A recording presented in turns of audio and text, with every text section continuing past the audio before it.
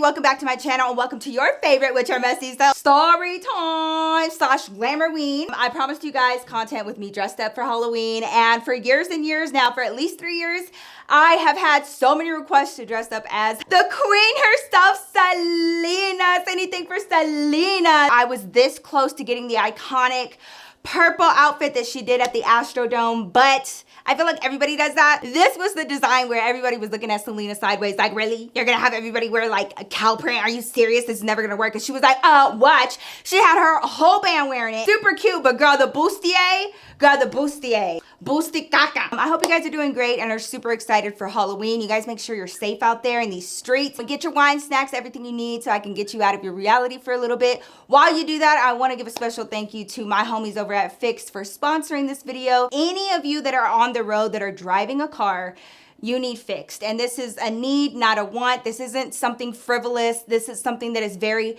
practical, but extremely useful. And it could really save you from being in a terrible, vulnerable position on the side of the road. Let me explain. Every kid grows up and before you know it, they have keys in their hand and they're walking towards their car and they are joining the rest of society on the road behind the wheel. That's just anxiety written all over it. And there's so many things to worry about. Defensive driving that you have to teach. So anything that helps alleviate some of that worrying when it comes to especially your kids or your loved ones, your husband being behind the wheel. That's exactly what Fixed is. Fixed is an OBD2 sensor. Let me explain. This beautiful tool has the ability to run a diagnostic on your vehicle with the touch of a button on your phone. It is extremely simple to set up. My teenager was able to install it no problem. The OBD2 port can be found in your vehicle. Typically right underneath your steering wheel column. It will connect via Bluetooth to your phone. This does work on iPhone and Android. Now, what separates Fixed from other OBD2 sensors that you may find on the market is that the results that come up when it runs a diagnostic on your car is very simple to read and easy to understand. So that way you're prepared, or your teen is prepared with all of the knowledge that they need. It'll even give you an estimation of what parts and labor should be costing you for whatever issue it's sensing. So that way you go into a mechanic shop, or your teenager goes into a mechanic shop knowing exactly what's going on, about the price range they should be looking at, so they're not bamboozled and so they're not upcharged. Girl, it also has a monitoring system where it will remind you about regular maintenance, oil changes, tire rotations, all of that jazz to make sure that your car is in tip-top shape. It will remind you, hey girl, you need that oil change, because that's something I used to forget all the time. You know that little sticker? I used to rip that off all the time, girl, and I would forget and I would go a little too long without an oil change. Not with Fixed, girl. It will tell you, it will tell your teenager if at any point, especially if your teenager is behind the wheel and for the first time they see a check engine light come on, don't freak out. They know that they can simply pull over, run a quick diagnostic on Fixed, and Fixed will let them know whether or not this is a dangerous issue and whether or not they're safe to continue driving to find a maintenance shop. You know what's going on, you know what it's supposed to cost you, you know where the nearest mechanic shop is, you know when your oil change rotation needs to be done, and you are golden on these streets. So you can maintain the health of every single car in your family if you wanted to, which I would highly advise, because I've been played once or twice at a mechanic shop, girl. So thank you again to my friends over at Fixed for sponsoring today's video and also providing some great technology like Fixed to keep us safe on these streets. Don't forget to hit that link in my description to get your hands on one for over 60% off plus free shipping. Now, without further ado, let's get into this Glamourween story time. I just want to ask real fast. I know y'all here for the story and the tea, and I'm gonna give it to you, but I just wanted to make sure you're feeling okay and just let you know that you are loved and you are appreciated. You matter and you somebody, and don't you forget that, okay?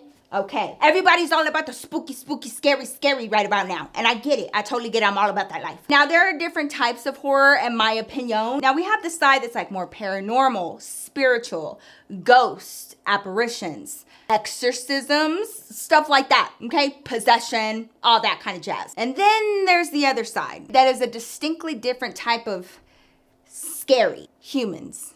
Oh, yeah.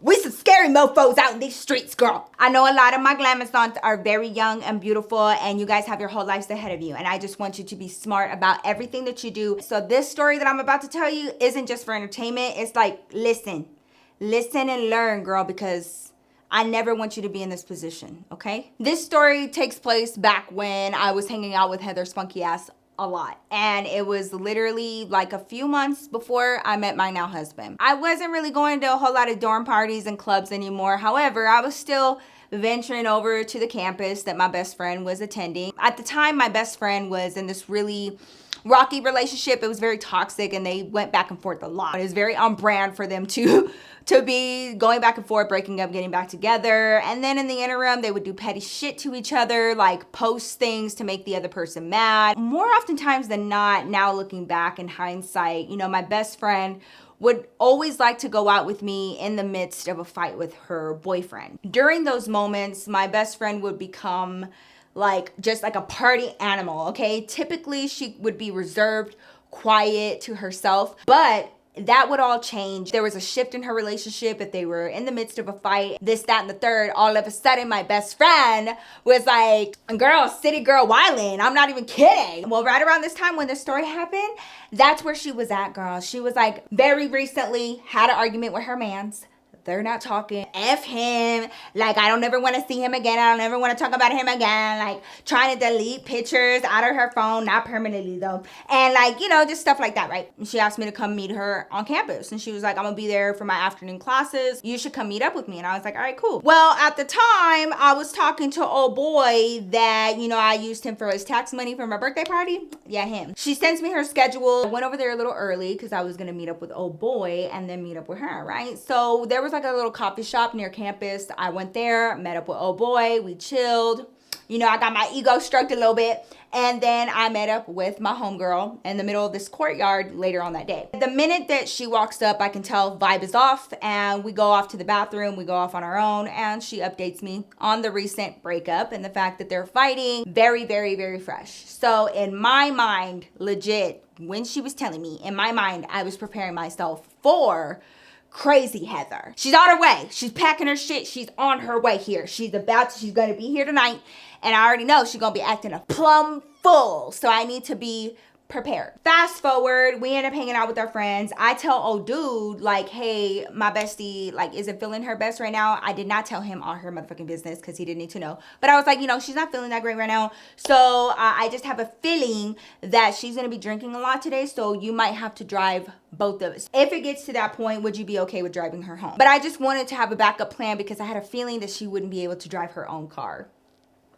Feeling was correct, bitch. All of a sudden, we're at a friend's dorm. A bottle is being passed around and Heather's funky ass is just taking it to the face, okay? And he stayed true to his word. He drives her home. Everything's all good. He dropped me off at my place. And while we were there, he was like, yo, like, is your friend okay? Like, that's crazy. I've never seen her that way. And by this point, we had hung out quite a lot, you know, all together. So he knew Heather's usual. And he was like, that was crazy. And I was like, yeah, you know, she's just going through her own thing. It was like the next day or the day after that, bitch. But I mean, like, one after the other, bitch. Because next thing I know, Heather's messaging me again and telling me that I need to come meet her on campus, but to bring a change of clothes because there's this huge birthday party going on and it's like it's a dude that she used to talk to and like he invited her or he invited us and like I have to go there to be her wingman. I just have to. Y'all, this guy used to go to our school. I never knew him. I saw him a handful of times. I recognized his face when I finally saw him,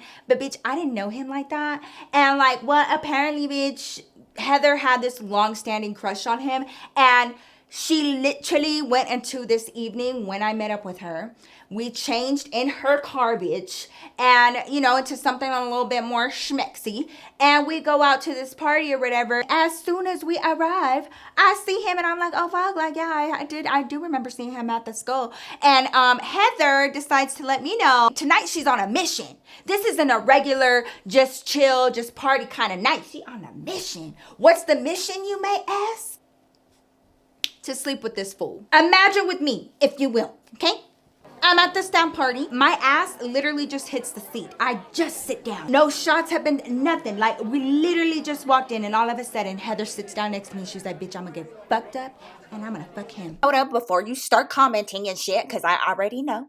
It's about what's on my chin, and it's a red mark. Yes, bitch. Look, my husband didn't listen to me, and I told him, okay, look, you can give me a kiss, but, like, don't be, like, spreading the red lipstick everywhere. Did he listen? No. He kissed my neck right after that, and then proceeded to not tell me that I had it there. So thank you to my husband, and I do apologize. On with the story.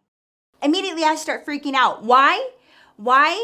First of all, I can't convince her to not do this. Like, she's like adamant about doing this, and she's a grown-ass woman. But secondly, I live on the outskirts of downtown at this point, okay? I live like a good 25 minutes away from where I was currently at now. Y'all know that I was bus queen. I got my car maybe a month and a half before I met David, okay? So at this point, a bitch was still Carla's. I was not told by my best friend when she said, hey, come meet me. Every other time, besides the time that I just told you about where, you know, he had to drive her home, it was just an unwritten rule, bitch. Like, she already knew what was up. Like, your best friend ain't got no car. So if you invite me somewhere, I am your responsibility, bitch. You got to get me home. You know, the buses only run for so long, and then, like, you're kind of shit out of luck. So anytime we were chilling with our friends and it got a little bit too late, she always drove me home. So here I am sitting next to my best friend, and she is our bitch. She already has a whole ass bottle in front of her. She's pouring herself a shot, and she's already acting off, like drunk.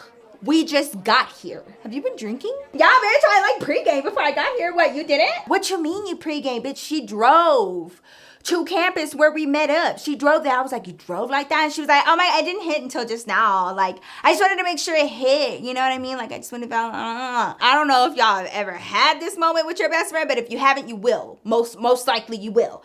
But it's that moment when you look at your best friend and you're like, bitch, you're really not playing. You're about to get crazy, aren't you? Okay.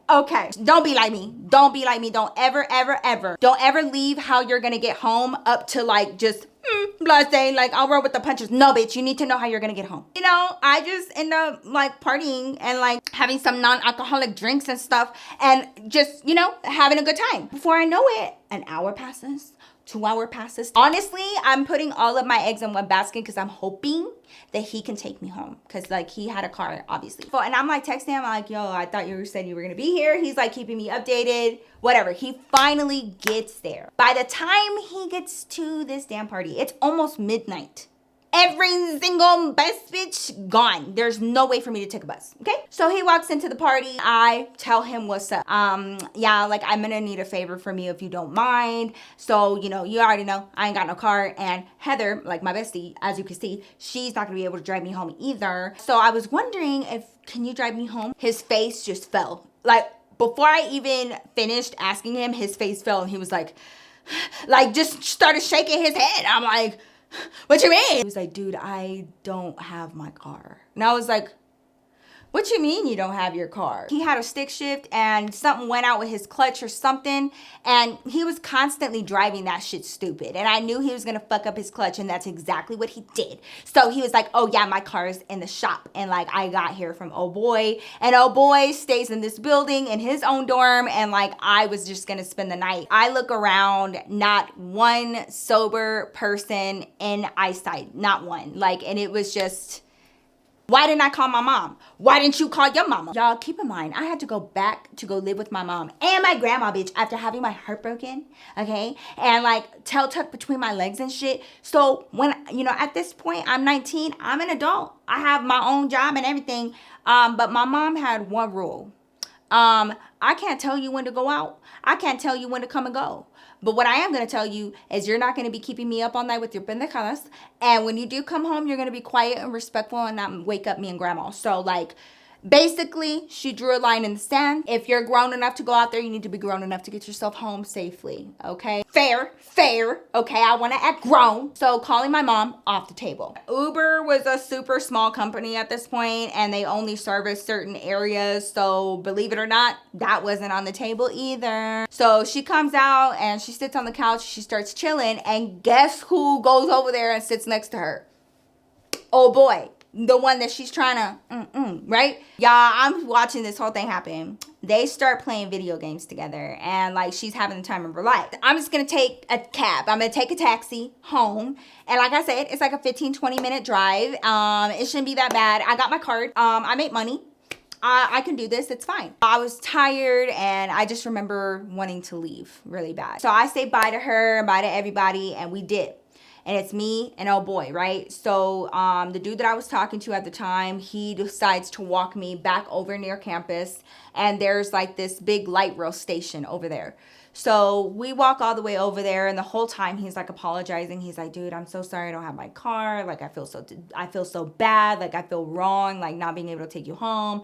And I was like, it's fine. Like I'm just gonna get a taxi. It's okay. So I called a taxi, like a legit yellow cab, bitch. They said that they're gonna be there in like 5-10 minutes. And so he waits there with me. We shoot the shit. Finally, a yellow cab pulls up. And it's like something out of a movie. He, opens the door for me. I get in. We say our goodbye. I'm on my way home. Easy peasy lemon squeezy. Okay. Well, everything is super normal. The driver's really quiet. He doesn't really say much to me. I made the decision that I was going to have this guy drop me off like around the corner from where I lived, because my mom sometimes, I didn't know if my mom was still up. I mean, highly unlikely, but also I didn't want to risk it. And I didn't want to risk it because I knew, y'all know Mama Glamour. And if you don't know, my mom is very blunt and vocal, okay? And she knew Heather. And if she saw me roll up in a yellow cab and I went out with my best friend, she would have been fucking pissed at Heather. The next time she saw Heather's funky ass, it would have been on site, okay? If she saw me rolling up in a cab, because she would have been like, where's your best friend? Like she's supposed to be looking out for you, da-da-da, right? I didn't want to have this conversation. Like, my bestie was doing her own thing. She was going through her own thing, and it's really just like, whatever. Bam, I make the decision. I'm like, all right, I'm gonna have him drop me off around the corner. We turn near my street, and sure enough, there's a stop sign. I tell the driver, hey, this is perfect. I can get out here. So he stops the meter, and there's like this little screen back there, and it shows me the total of the ride or whatever. And I'm like, all right, cool. I go into my purse. I pull out my card. I stick it into the machine. I start doing everything. Okay. It's fine. It's fine. The minute that sound happened, everything in that car got tense. My heart starts beating hella fast. And I'm like, okay, it's fine. Take it out. Put it back in. It's fine. I run the card again. At this point, I'm starting to shake. I look up. He's looking at me in his rearview mirror. I take out my card. Y'all, I don't understand why my card's not working. I had literally just gotten paid. I remember thinking this the whole night, like, I'm good. Like, I have more than enough money to get me home. So I turn my phone on, because it's dark back there. And I turn my phone on and I look at my card, bitch. I grabbed the wrong card. I had a regular debit card, my bank account, but I had recently gotten like a pretty good job, and they gave me a card to handle like prescription, like medical expenses, prescription medication, co-pays, stuff like that, right? And it's in the form of a credit card, but it's only for medical purposes. And I guess when I was getting ready in a hurry earlier that day, I grabbed the wrong fucking card. Of course, this card isn't going through because it's not meant for just everyday expenses.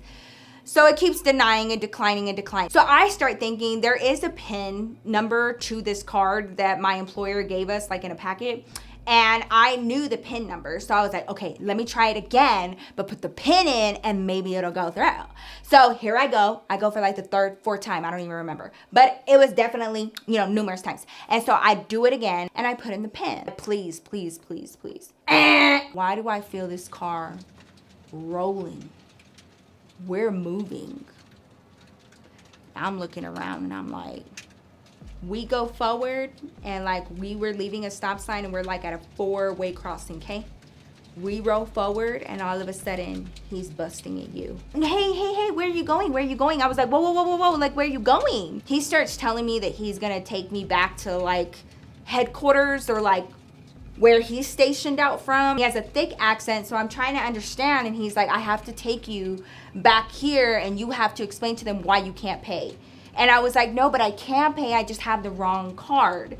And when I said that, you guys, like, he just treated me immediately. He was like, yeah, sure. Like, his demeanor was like, I don't believe you.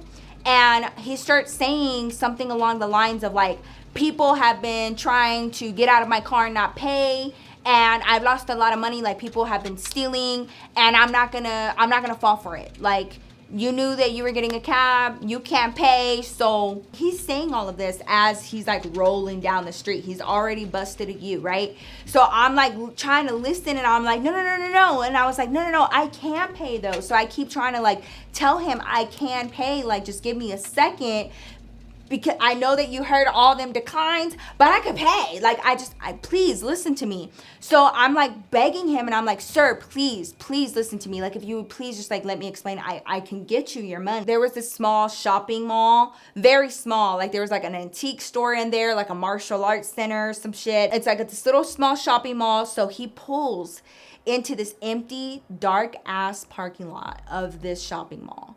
And he stops the car, and he looks at me through the rearview mirror, and he was like, how are you gonna pay? He's like, I grabbed the wrong card, so you don't have it right now. And I was like, no, but if you take me to my house, like right down the street, I can get it for you. He was like, no. And immediately, like that idea was the worst. And he was like, no, like you're just gonna run, and you're not gonna give me my money, and like da, right? So he starts like going off. I live right around the corner, and he was like, you live around here? Like, you had me stop at this street? Like, you know, I don't believe that you live around here. And I was like, I do, I live around here. Like, please, y'all, I am pleading with this stranger. So, how are we gonna figure this out? Y'all, this man turned around in his chair, and he is facing me. And he looked at me and asked me, how are we gonna figure this out? What kind of agreement can we come to? My blood ran cold. When a man looks at you like that, it is the scariest experience. And the door that I was sitting next to, the lock was one of those that, like, when it locks, it goes all the way in. Like, you can't grab at anything. So I am in the back of this cab, and there's no way for me to unlock my own door. I am stuck in here with this man looking, whole ass turned around, looking right at me. Are we gonna be able to come to an agreement? What you gonna do? How you gonna pay me? Wait a minute, sir. I was so fucking scared. Genuinely scared. I'm about to get stolen, abducted. Like, I should have never gotten in this cab. Like, I should have been able to rely on my friend. I shouldn't have even come out to come meet Heather's funky ass knowing that she was in this headspace. Like, I should have went home earlier. Like, all of these things were going in my mind, and I was just scared, and I didn't even know how I got into this situation. And I was just like, how the fuck am I gonna get out of it? I pull out my phone. I'm not having any other conversation with him because I'm fucking scared, and I don't know what he's trying to say. I don't know what he's trying to get at, but it feels real evil, and it feels real gross. And so I was like, you know what? So I had my phone in my hand, and I start calling my mom. Who are you calling? And I was like, I'm calling my mom because she's right around the corner. If you're not willing to take me back there, then she's gonna come here. Not necessary. I'll take you. Okay, then take me. Go ahead, like, go right down that street. I have my phone right here, and I'm ready to press my mom's number. And I was like, take me to my place. It's right around the corner. He turns back around. He puts his seatbelt back on, and he puts that shit in drive. And you could tell he got an attitude about it. And he starts kind of hauling ass out of this parking lot. He makes a left. Where do you live? Where is it? Exactly. And I was like, make a right here, and then make a left, and it's the second spot on the right. And so, you know, I'm giving him all these directions, and I still have my phone right here. At this point, he starts threatening me and telling me, like, if you try to run or not come back out, I'll get police involved, And I was like, okay, like, that's fine. Get police involved if you want. And I was like, sir, I've been telling you this entire time, I'm going to pay you. Like, it was a simple mistake. Like, I'm sorry, I'm gonna go get the card, and I'll be right back. Leave your things here. And he looked down, and I have my purse and I have my phone. And he was like, leave that here. And I was like, are you serious? So I go into my purse, I grab my keys, I leave everything there, and I was like, I'll be right back. Y'all, the way this man was looking at me, he was looking at me like, you better fucking come back. And the minute he unlocks that door, boom, I am out so fucking fast. And y'all, I like haul ass up the driveway of where I was living at the time, and I got to the door. I stick my key in, I unlock it, and I look back because I had opened the door of the cab. The inside lights were on, and the way that he was staring at me from that car, y'all, it just made me feel like something terrible was gonna happen. And I had never felt that scared before in my life. At the time, I was sleeping on the couch, you know what I mean? I was doing my humble moment after a breakup. And, but I would get ready in my mom's room because she had a vanity up there. Well, bitch, I left all of my shit in there, including my regular purse where I had all of my cards and shit. Originally, bitch, like I said, I didn't want to wake up my mom. I didn't want to get in trouble. I didn't want no problems. But I am so fucking scared at this point. I don't care. I haul ass up those fucking stairs. I bust into my mom's room. She sits up and she's like, Mija, what's wrong? What's the matter? And I was like, Mom, I can't talk right now. I was like, where's my stuff? Where's my stuff? And she was like, it's right there. There's a cab outside. He's waiting for me to pay him. Like, I just need to pay him real fast. My mom didn't ask no questions. She just got up and she was like, okay. Y'all, I haul ass down those stairs and I could hear my mom getting up behind me. The minute I opened the door to step out, the dude is he's still sitting there and his eyes are directly on the doorway. Like he is just, I get back in the back seat. I leave one leg out because I'm scared and I run the card. It goes through just fine. I definitely tipped him for his time. And I grabbed my shit and I got out and I ran right back to my house. When I ran inside and I was like, lock the door, lock the door. And so she did. And she was like, what happened? And I told her and I was like, I don't know why, but in that moment, in that parking lot by myself with him, when he was looking at me, the way he was looking at me and telling me like, well, we're gonna have to figure it out.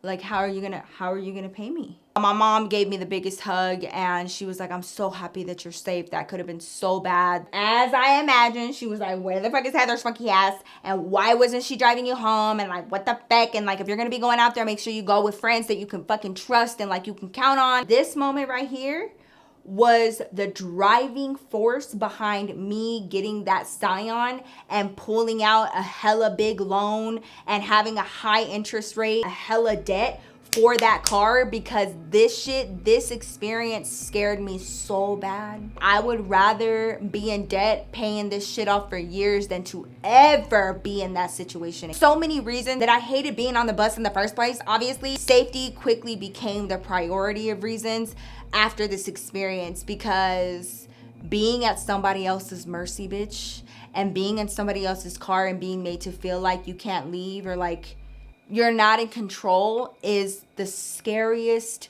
experience in the world. My mom always taught me to be aware of my surroundings anywhere I went. My mom had her own experience that was way more terrifying. I mean, she got snatched out of a parking lot into a van with multiple men inside and in her lifetime, and lived to tell the tale. So best believe she trained me to be hyper aware and hyper vigilant. And this was the first and only time that I was in this type of situation. And it was a lack of judgment on my part to go out there without a means of transportation to get home. My whole point to this story is never leave that type of stuff up in the air. Always know how you're gonna get there and how you're gonna get home. Never put your safety into a stranger's hands. Never leave yourself vulnerable. Always have a plan and then a backup plan. And that's something that I tell Julian now, like as you get older, you're gonna be in situations where you may not have the safest of environments or you need to be picked up.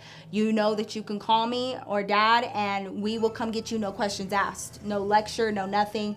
We will come get you because your safety comes first. Take it from your Tia Nikki, girl. Don't ever go out there without a plan and then a backup plan on top of that, because there's some scary ass people out here, okay? Don't forget to get your hands on Fix to make sure that you're never vulnerable on the side of the road and to make sure that your car is gonna get you safely from point A to point B, girl. Don't forget to hit that link in my description box and you can get over 60% off plus free shipping. Thank you again to my homies over at Fix for sponsoring today's video. I hope you guys enjoyed today's Glamourween and took a little something from it. Just please be safe, mindful, and aware when you are out there, but definitely have fun and always have a plan. I love y'all so much, and I will see your fine ass in my next video. Peace out, y'all.